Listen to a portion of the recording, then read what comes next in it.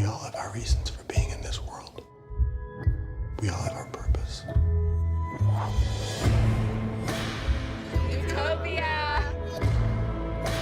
Utopia is a story about a genius scientist who made horrible viruses. Surreal's the right word, I think, for sure. There was more to it, than that. The pandemic was in the original British series as well, so it had been there for a while. But it was more about the dystopic future that we're facing with, global warming and food and water shortages, all those things combined with viruses and every sort of horror you can imagine. And the future embedded in this underground cult comic.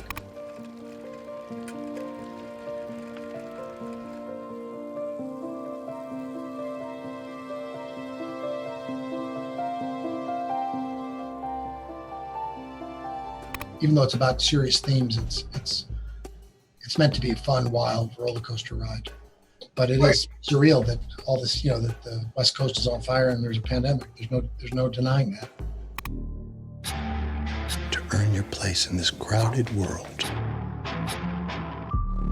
Utopia is a story about a rogue scientist who created biological warfare. I don't know if we do it any differently, but it was actually done, and the pandemic was part of the British show as well. So that was always baked into it. And we told her Simpro's introduction into the food supply is blameless. Simpro is safe. It's clean.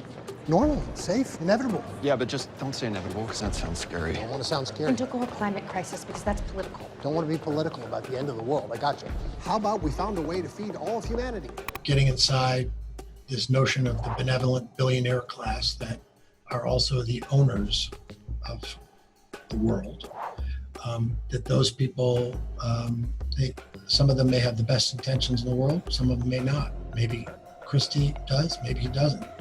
So it might be a caustic, chilling take on that, but you want to stay alive? Come with me. They killed every single person who's seen Utopia. Everything in Utopia is real. Viruses, biowarfare, man-made disease. Well, again, the writing, the world, and the overall